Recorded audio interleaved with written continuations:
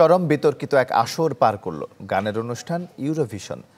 গাজায় গণহত্যার পরও ইসরায়েলি প্রতিযোগীকে নিষিদ্ধ না করায় প্রশ্নবিদ্ধ আয়োজকদের নিরপেক্ষ অবস্থান। একই সাথে ফিলিস্তিনিপন্থী বিক্ষোভকারীদের উপর চড়াও হয়ে মানবাধিকারের প্রতি উদারতার মুখোশটাও খুলে পড়ল তাদের। ইউরোভিশন বিশ্বের গানের সবচেয়ে বড় রিয়েলিটি শো। ইসরায়েল বিরোধী বিক্ষোভের আগুনে এবার বিতর্কিত পুরো আয়োজন।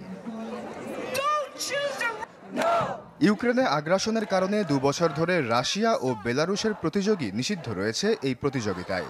কিন্তু ইসরায়েলের ক্ষেত্রে ডাবল স্ট্যান্ডার্ড অবস্থান নেয় আয়োজকরা। খোরা অজুহাত, এটি রাজনৈতিক কোনো সংগঠনের আয়োজন নয়, যাতে উত্তাল হয় সুইডেনের মালেমতে এবারের আসর।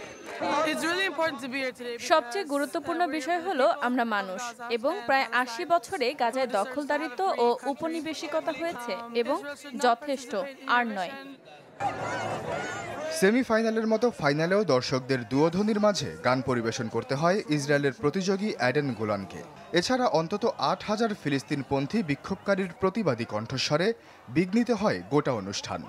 এক পর্যায়ে মাঠে নামে পুলিশ, গ্রেপ্তার করা হয় 30 জনকে। আটক হন পরিবেশকর্মী গ্রেতা থুনবার্গও।